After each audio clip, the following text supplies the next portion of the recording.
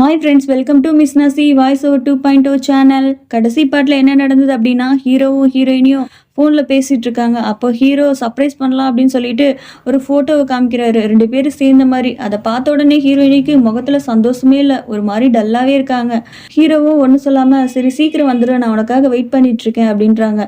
ஹீரோயினியும் நான் திரும்ப அந்த வீட்டுக்கு வரமாட்டேன் அப்படின்ற மாதிரி நினச்சிட்டு ஃபோனை கட் பண்ணிடுறாங்க. இவன் பேசிட்டு இந்த சைடு வைக்கவும் ஃபோட்டோ அப்படியே கீழே விழுந்து உடையுது.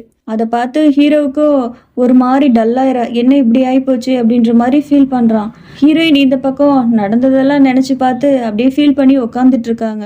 பின்னாடி கை வைக்கிறாங்க, விருட்டுன்னு பயந்துடுறா. அம்மா என்னம்மா பயந்துட்டியா அப்படின்னு கேட்குறாங்க. அதுக்கும் அமைதியாகவே இருக்காங்க.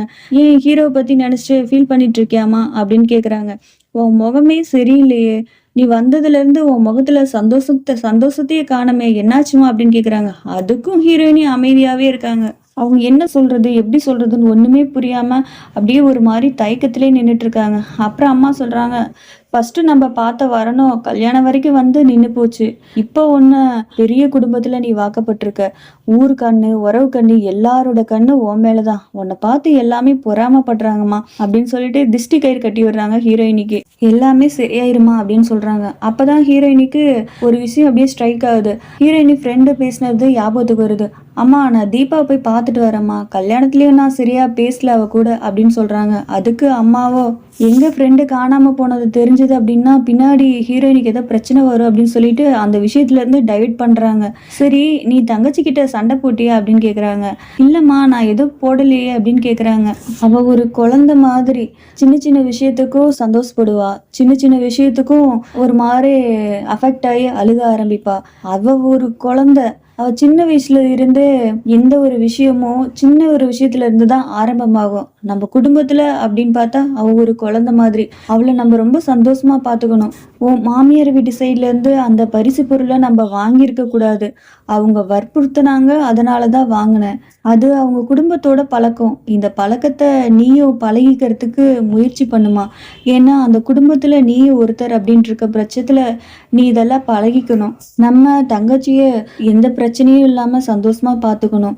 ஏன்னா அவளுக்கு எப்ப வேணா என்ன வேணா நடக்கலாம், ஹார்ட் பிரச்சனை வேற இருக்கு, அவளை நல்லபடியா பாத்துக்கிறது நம்மளோட பொறுப்பு இல்ல அப்படின்னு சொல்றாங்க. ஹீரோயினி காலையில நடந்துகிட்டதை தப்பா புரிஞ்சுக்கிட்டாங்க. ஹீரோயினிக்கு என்ன சொல்றதுனே தெரியல. சொன்னாலும் பிரச்சனையாகும், சொல்லாம இருந்தாலும் அவ மென்னு முழுங்குறா, என்ன பண்றதுனே தெரியாம அப்படியே யோசிச்சுட்டு இருக்கா. சரிம்மா அப்படின்னு சொல்றா. இந்த பக்கம் ஹீரோவோ மாடியில படுத்து மவுத்தார் கன் வாசிச்சுட்டு இருக்காரு. அந்த பொண்ணு இலிஷன்ல பேசும்ல, அந்த பொண்ணு பேசுற மாதிரியே அவருக்கு தோணுது. விதீன் என்னாச்சு, என்ன பாரு, என்ன மறந்துட்டியா?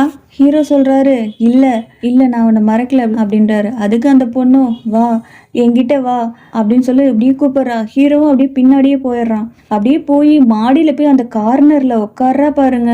இவனையும் அப்படியே கூப்பிட்டு உட்கார வச்சிடுறா.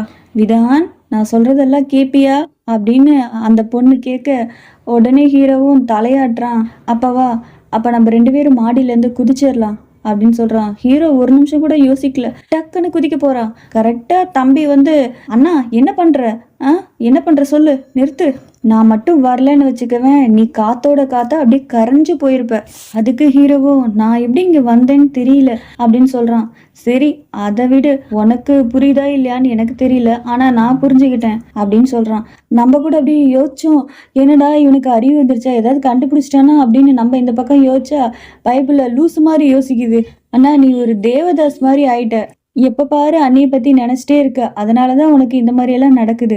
நான் ஒரு ஐடியா சொல்றேன் கேக்குறியா அப்படின்னு கேட்க, உடனே ஹீரோவும் சரி சொல்லுடா, நீ நைட்டு போய் ஹீரோயினி அதான் நம்ம அண்ணி வீட்டுல போய் தங்கிரு, சரியா? தங்கிட்டு காலையில கையோட அண்ணியும் கூட கூட்டிட்டு வந்துரு அப்படின்னு சொல்றான். எப்படிரா போறது அப்படின்னு கேக்குறான். அதுக்கு என்னோட பைக் இருக்கே அதுல போலாமே அப்படின்னு.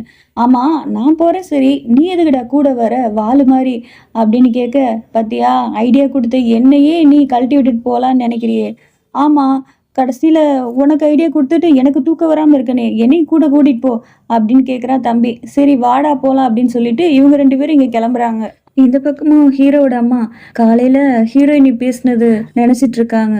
ஹீரோயினி எதை பத்தி பேசினா இதை பத்தி ஹீரோ கிட்டயும் நம்மளால கேட்க முடியாது. அதாவது விதின் கிட்ட ஹீரோ கிட்ட கேட்க முடியாது. நம்ம என்ன பண்றது, அவனுக்கே தெரியாது அவன் என்ன பண்றான்னு. இவ நம்மள்ட்ட எதை பத்தி கேட்க வந்தா, எனக்கு ஒண்ணுமே புரியலையே, அடுத்தடுத்து என்னென்ன நடக்க போகுது, இவ வீட்டுக்கு வருவாளா, அப்படி வராம போயிட்டாருன்னா நான் என்ன பண்ண முடியும், இந்த பிரச்சனையில இருந்து நம்ம எப்படி நான் சரி பண்ணி இத விதானை எப்படி நம்ம சரி பண்ண முடியும் அப்படின்னு ஒரு மாதிரி யோசிச்சுட்டே இருக்காங்க.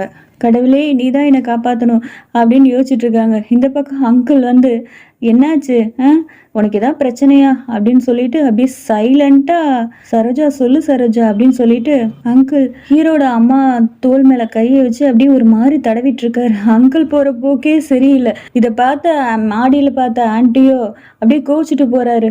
இந்த அம்மாவோ என்ன நடக்குதுன்னே தெரியாம அவங்க ஒரு பக்கம் யோசிச்சுட்டு இருக்காங்க. ஏற்கனவே அங்கிளோட பையனுக்கும் ஹீரோட அம்மாவுக்கும் ஹீரோவுக்கும் வாக்கிய தகராறு போயிட்டு இருக்கு. இதை தெரிஞ்சது அப்படின்னா அங்கிளோட பையன் அவ்வளவுதான் மர்கையா பண்ணிடுவான். அங்கிளை பார்த்தா டம்மி பீஸ் மாதிரி தெரியுது, என்ன வேலை பார்க்குறாரு பாருங்க. பொண்டாட்டி கோச்சிட்டு போனது கூட தெரியாம இந்த பக்கம் இந்த அம்மாவை சமாதானப்படுத்துறேன்ற பேர்ல என்னென்னமோ பண்ணிட்டு இருக்காரு. இந்த அம்மாவோ எதையுமே யோசிக்காம அவங்க வேற எதையும் யோசிச்சுட்டு இருக்காங்க. அப்புறம் ஹீரோவோட அம்மாவோ நீங்க எனக்காக ஒரு உதவி செய்யணும் அப்படின்னு அங்கிள் கிட்ட கேக்குறாரு. அங்கிளும் அடங்கவே மாட்டேங்கிறாரு. நான் உனக்காக என்ன வேணா செய்வேன் சொல்லுமா அப்படின்னு கேக்குறாரு. அடுத்து என்ன நடக்குதுன்னு காமிக்கல, அடுத்த சீன் அப்படியே காமிக்கிறாங்க. இந்த பக்கம் ஹீரோயின் தங்கச்சியும் படுத்துட்டு பேசிட்டு இருக்காங்க. ஃபர்ஸ்ட் நைட்ல என்ன நடந்தது சொல்லுக்கா அப்படின்னு. தங்கச்சி உனக்கு ஒரு வேலையே இல்லடி அப்படின்னு அக்கா சொல்லிட்டு என்னமோ சொல்ல வரா. அதுக்குள்ள உடனே வெளியில வண்டி சத்தம் கேக்குது. உடனே தங்கச்சி இந்நேரத்துல யாரு அப்படின்னு சொல்லிட்டு போய் கதவு திறந்து பார்த்தா அங்க விதான் நிக்கிறான். உடனே அக்கா உன்னை பாக்குறதுக்கு மாமா வந்துட்டாரு பாரு அப்படின்னு சொல்றான். ஹீரோயினுக்கு எப்படி தூக்கி வாரி போட்டுருது. ஐயோ இங்க வந்தா கூட இவன் விடமாட்டான் போல அப்படின்ற மாதிரி நினைச்சிட்டு நின்றுட்டு இருக்காங்க. நான் போய் கதவை திறக்க போறேன் அப்படின்னு சொல்லிட்டு பின்னாடியே போறாங்க. ஹீரோ வந்த உடனே ஆரத்தை எடுத்து உள்ள கூப்பிட்டுறாங்க. ரொம்ப நேரம் ஆச்சு, ரூம்ல போய் படுங்க அப்படின்னு சொல்றாங்க. ஹீரோவோ பரவாயில்ல நாங்க ஹால்லே படுத்துக்கிறோம் அப்படின்னு சொல்றாங்க. ஹீரோயினுக்கு அப்பதான் நிம்மதியா இருக்கு. நாங்க ஹால்லே படுத்துக்கிறோம், பெரியவங்க நீங்க உள்ள போய் படுங்க அப்படின்னு சொல்லி தாட்டி விட்டுறாங்க. இந்த சைடு பெட் எல்லாம் விரிச்சு ஹீரோவும் தம்பியும் படுத்துட்டு இருக்காரு. ஹீரோயின் நல்லா அப்படியே தூங்கிட்டு இருக்காங்க. கொலுசு போட்டுக்கிட்டு கையில வளையல் போட்டுக்கிட்டு என்ன விதி தூங்கிட்டியா, விதான் எனக்கு சொந்தமானவன், அவனை எப்படி நீ கல்யாணம் பண்ணலாம் அப்படின்னு சொல்லி ஹீரோயினி கழுத்தை பிடிச்சு நெருக்கிறான். உடனே ஹீரோயினிக்கு அதனால தாங்க முடியல, அப்படியே துடிக்கிறா. அப்படியே என்னை விட்டுரு தயவு செஞ்சு என்னை விட்டுரு அப்படின்னு சொல்லிட்டு அப்படியே கத்துறா. உடனே தங்கச்சியோ என்னாச்சுக்கா ஏதாவது கெட்ட கனவு கண்டியா அப்படின்னு கேக்குறா. அப்பதான் அவளுக்கு முழிப்பே வருது. இது எல்லாமே கனவா அப்படின்ற மாதிரி யோசிச்சுட்டு இருக்கா. இந்த பக்கம் ஹீரோயின் அப்பாவும் ஊர்க்காரங்க ஹீரோ எல்லாம் உட்காந்து பேசிட்டு இருக்காங்க. சரி நாங்க கிளம்புறோம்னு சொல்லிட்டு ஊர்க்காரங்க போறாங்க. சரி எந்திரிக்கலாம் அப்படின்னு சொல்லிட்டு ஹீரோயினோட அப்பா செருப்பை தேடுறாரு. செருப்பு கீழே கிடக்கு. ஹீரோ தான் அது எந்த ஒரு எதுவுமே நினைக்காம அந்த செருப்பு எடுத்து காலில் மாட்டி விடுறாரு. இதை பார்த்தா ஹீரோயினிக்கும் ஒரு மாதிரி ஆயிருது. இவனை நம்ம புரிஞ்சுக்கவே முடியலையே, ஒரே குழப்பமா இருக்கே அப்படின்ற மாதிரி யோசிக்கிறாங்க. இந்த பக்கம் வந்த மாப்பிள்ளைக்காக சாப்பாடெல்லாம் ரெடி பண்ணிட்டு இருக்காங்க. அப்ப அம்மா கிட்ட போய் சொல்றா, அம்மா நான் உங்ககிட்ட ஒன்று பேசணும் அப்படின்னு. சொல்லுமா அம்மா கேட்க, அம்மா நான் திரும்ப அந்த வீட்டுக்கு போறதுக்கு எனக்கு விருப்பம் இல்லை அப்படின்னு சொல்றா. ஹீரோவும் கரெக்டா ஹீரோயினி பேசுறத கேட்டுறா. அப்படியே அதிர்ச்சியாகி அப்படியே நிக்கிறாங்க. அடுத்து என்ன நடக்க போகுதுன்னு தெரிஞ்சுக்கிறதுக்கு காத்துட்ருங்க. அது வரைக்கும் பாய். உங்களுக்கு இந்த வீடியோ பிடிச்சிருந்தா லைக் பண்ணுங்க, ஷேர் பண்ணுங்க, கீழே கமெண்ட் பண்ணுங்க.